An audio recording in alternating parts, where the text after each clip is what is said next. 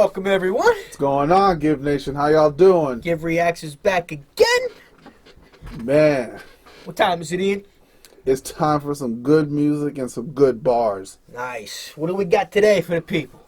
Today, we have the song Blackout by Chvse. I'm gonna keep it real with y'all. I have heard this song. And I really liked it. I don't know if you've heard of it. I've heard it when it first came out a while ago. This song. It's good. It is good. I actually related to this song really well, actually. But we'll get into that when we get going. So, Chvse, Blackout. Let's get it. If you or someone you know is struggling with addiction, please seek help before it takes over your life entirely. We tend to forget that addicts can be the people we know and love. Never discredit someone because of mistakes that they've made. I like how he put that in the beginning when he started. Yes, people make mistakes. True.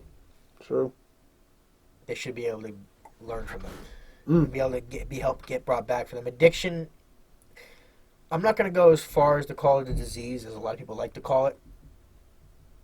Yeah. Because in addiction, it's a choice. You're still choosing to keep using the substance. Honest, there's outside forces while you're doing it. I understand all that, but at the end of the day, you're still choosing to pick up that drink. You're still choosing to put that needle in your arm. You're still choosing to crush up that pill and snort it or take that coke. It's still a conscious choice that you're making. Yes, you're blaming it on something else, but you're still making a conscious choice, which is why I can't call it a disease. Depression and everything else that comes with that, different story. But the actual actions in the course of the addiction, I can't call it a disease. You guys can be mad at me on that, but depression is a completely different thing. Well, I think a disease, I think it's something that you get that's contagious. I don't really think of addiction's not really contagious to me. Like, it's not. Like if someone's like a heroin addict, if I touch them, I'm not going to be a heroin addict. Exactly. It's not like they have malaria. Right. Or they have Ebola or something. Or they have the flu. Or the flu, yeah. Like, if someone's got the flu and they sneeze next to you, you have a don't get me wrong, I don't want a heroin addict sneezing on me. No, exactly. But I'm just saying, like... You're not going to catch it just by being around that person. But the whole point of addiction is you have to understand that there's other outside forces going through and you have to help guide the person through it. And the only way you're going to get through something like that is the person has to want to change. Yeah. But go ahead, Chvse. Let's get into this. After all, you never know what kind of journey led them to rock bottom. That's true. I should let that finish.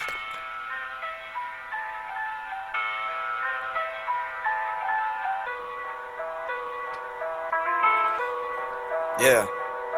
I was a nice kid, grew up with the family and like them. Always had some food on my plate and a place to bite in. But all of a sudden it's like a switch flipped. It's on my head telling me I don't deserve shit. Man, I would wake up and then I perch into the mirror, pick apart the imperfections on the person who'd appear. Cause I don't love myself or the way that I looked. I was a little fat and hated all that weight on my foot, all that weight on my shoulders. Every day just depressed, every day getting older and every day feeling less. See, the whole opening part is why I can relate to this song and why, when I first heard it, why it spoke to me and why I started listening to Chvse more.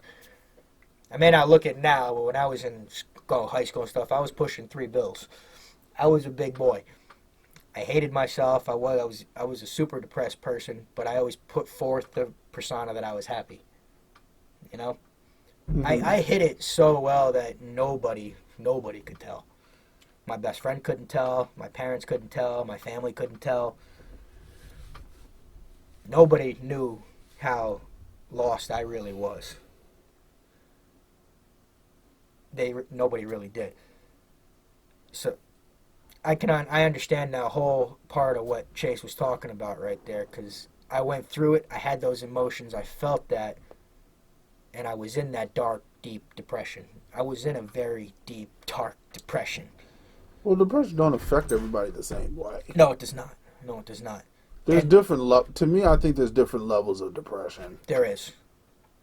They're very, like there's very people who got like there's seasonal depression, there's situational, but I think depression it can go one of two ways to me.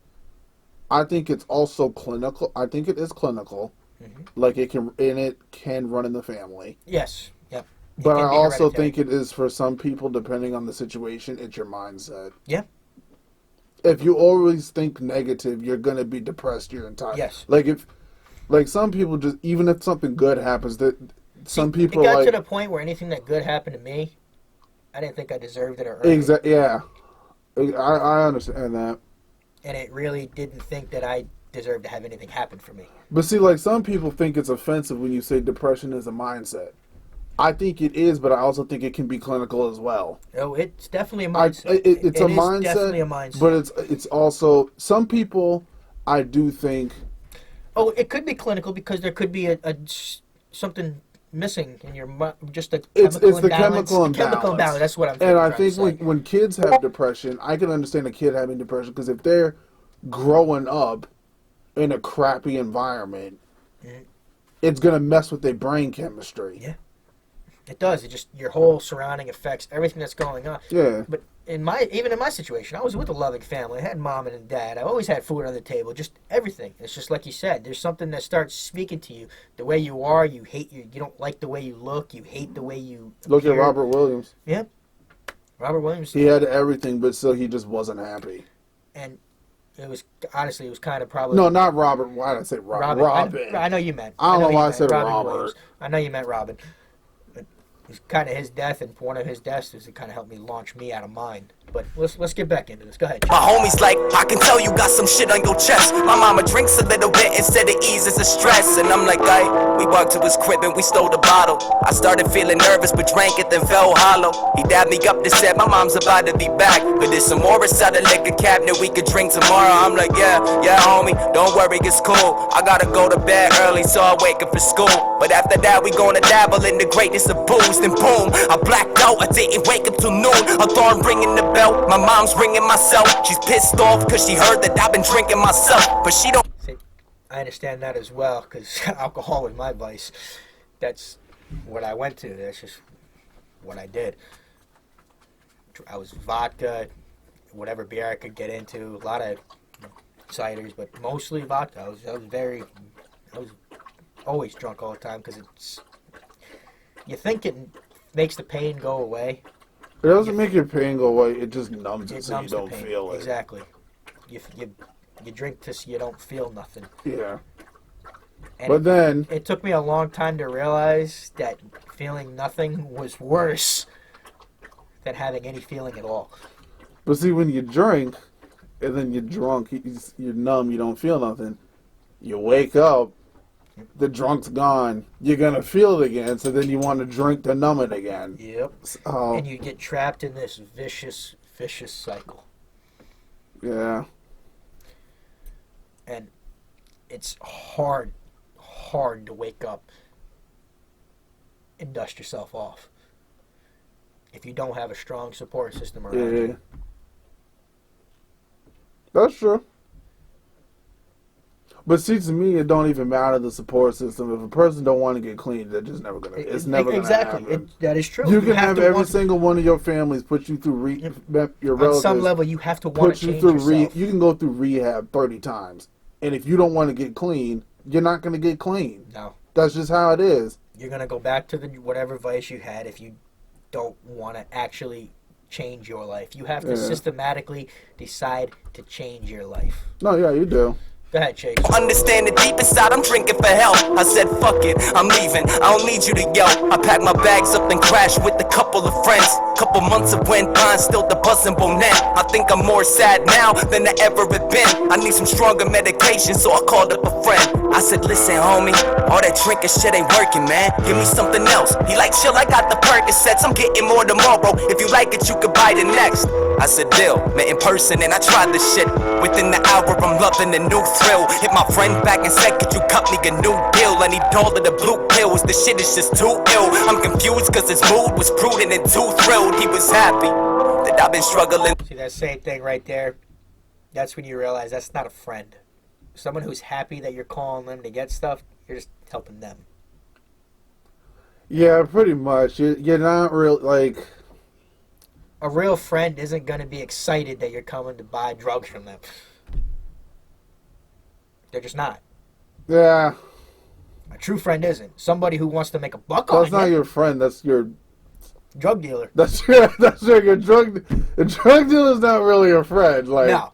But someone who's supposed to be a friend, if they're just supplying you stuff, Yeah. that's not a friend. That's No. an enabler. No, for real. And you don't have to be the drug dealer to be an enabler. Someone who just lets the situation keep on going, that doesn't even try to intervene, you're just enabling and helping the situation get worse. Go ahead. Lies, cause he knew that in the end, then it could double his guap. When my struggle would begin, then his struggle would stop. But I still bought a love his product when we linked to the spot. So fast forward a few weeks, I'm addicted to drugs. Somehow my mama found out and pulled me back from the thugs. Moved me back into a crib and tried to show me a thug. But I was numb and only interested in getting a buzz. And it's fucked up, cause she was only trying to be nice. I didn't listen, shit, I left and I stayed out for the night. Man, I went clubbing with my homies that were down for the vines. Then went home the next day to make a mountain of thighs. Shit, I woke up around 3, heard a knock at the door. Then these voices started talking shit, I heard them before. I couldn't put my finger on it, so I had to explore. But on the table was the bottle that I left in my drawer. Shit, my mom found it, turned around to see the family. They all looking down at me and they ain't looking happily. This when I realized what the fuck this is. Y'all are here to try to take away my substances. My mom reached forward, then grabbed the bottle off the countertop. She looked at me and said, Chase, this has to stop. I lashed out and said it stops when I decided, well, I grabbed the bottle from her hand, do not deny the pills. Then I ran up to my room, grabbed the gun that I had hidden in a couple of blues. Pushed the tablets on the table, hit a couple of snoops, and put the clip inside the gun, load it back and then I see my family walking up to me. I wish that I could say I'm sorry for this fuckery. I never meant to hurt you, but I was hurt and had to fucking leave. It's almost like they hurt me. See, getting to that point where you want to put the gun in your mouth or to your head and pull that trigger. Where But see, you think that you're ending the pain. You think that you're helping and you're completely done. You're not ending anything. You're transferring. when you're at that point, You're shifting it over. when you're at that point, the problem isn't the drug. No. The problem is you have a mental illness, and you don't know where to. You don't know where to go for help, or you don't know how to ask for it. Quite honestly, I didn't even know how to ask for it. So most times when people have substance abuse issues, 9 times out of 10, it's because they have mental illness, But you see, and they're using the substance to. you can't go right to mental illness with that, because then you'd be saying I'm mentally ill right now. Because you can't go right to mental illness when someone's in that deep of a depression. Because when you get to that point and you're in that area of your mind and you're in those dark recesses of your own mind, you think that you leaving is going to make everything else better. That you're going to make your parents happier, things are going to be better without you here. And that's not the truth. Yes, there are aspects of mental illness that does do that, but when you're ready to end it all and you think that by doing that, that is a byproduct of being that depression, and that's a way that you think that you're going to help it.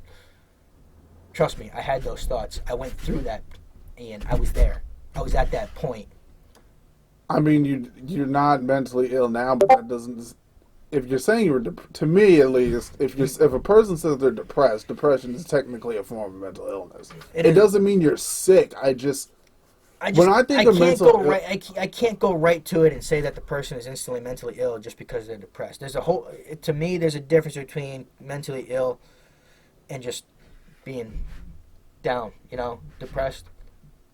You got to be able to separate it, because there are people that have they are mentally unstable. There are mentally illness that actually do need the help and be brought along. You have to be able to separate the two, which a lot of people can't do. You can separate the two. I just think a lot of times that most people who are in that situation, they end up having to go through a dual diagnostic system because they need help with both. But it depends on the person. I'm saying with my situation, it depends on the person. I never went through any clinicals. I never went on to antidepressants because I can't stand pills to begin with. I don't even want to take Advil. It depends on the person. One person could be fine just going to therapy, and then the next person needs like a severe dosage of antidepressants. Depression runs on a spectrum. But see, I didn't even have therapy. Some people are able to pull themselves out of it. It's They are.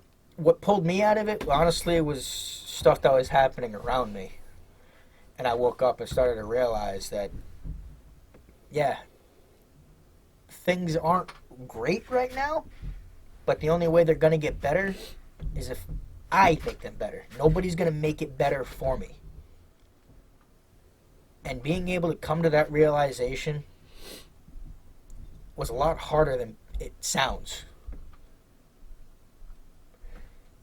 It really was. If you're just sitting there waiting for someone to pull you out, you're gonna keep spiraling down further. It is trust me. Pulling myself out of that, it wasn't just myself. I owe a lot to my best friend. He pretty much saved my life. He really did. He didn't take a gun out of my hand or anything like that. But by him, pretty much, how you doing today, Vin? What's going on? Just talking to me. Between two of my friends, just making time for me. You want to hang out today? You want to do something? Making sure that I was a part of being around them. Making sure that I felt like I was needed. I was wanted with something. You understand what I'm saying? I hear what you're saying. It's when you start to realize that, hey, your life does matter. There are things around you that are important. You're not a burden on everything around you. That was a hard realization because in my mind, I felt like I was a burden to everything around me. I felt like no matter what I did, it was wrong. It wasn't going to get better.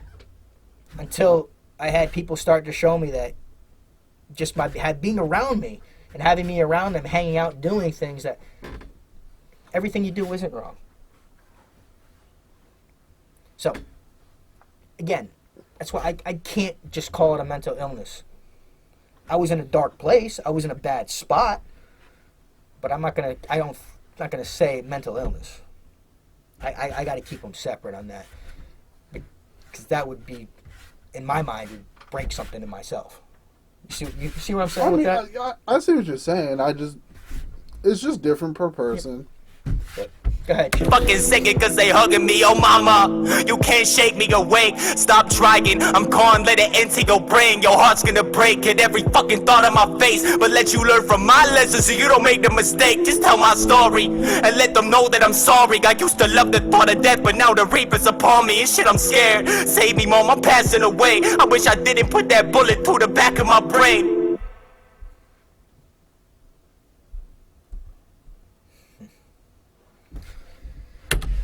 That was a good one, Chase. That one hits home more so than on a lot of people. I'm surprised that it only has 7 million views. It should have more. You have to have two different conversations because he used both perspectives. He used the mental illness perspective and he used the substance abuse. Mm-hmm. Now, personally, I think there's more mentally ill people in the world than you realize it. Oh, definitely there are. Only because I don't think society takes mental illness as seriously as it is. I don't think we have enough services. I think the reason why you don't have enough people who speak out about if they're mentally ill is because they're afraid to be judged. Oh, that is 100%. And I feel when it comes to substance abuse, I feel like it's another issue that's not taken seriously. You see, enough. it's not that they don't want to ask for help. They don't think they deserve the help. When you're in that point of depression, some people don't think they deserve the help. That's true too. It's a very, very wishy-washy spot to be in. It is.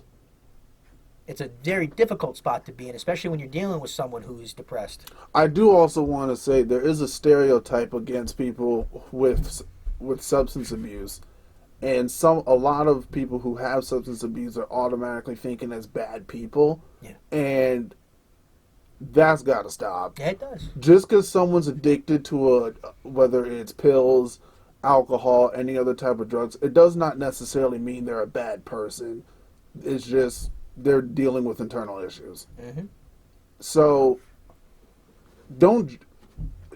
Honestly, I feel like the most people who don't deal with their substance abuse or whether it's mental illness, I just feel like some people, they don't ask help because they're afraid of being judged, or they don't know how to, or they don't know where to go. Yeah. And especially in places where like resources are low, they don't know where to go. So they see that's just gonna be their life. Yep. It happens with a lot of people who live in poverty as well. Yep. They feel like there's no hope for them, so they're just, this is my life, nothing's ever gonna change here. So screw it. But see, that comes back to projecting onto others as well.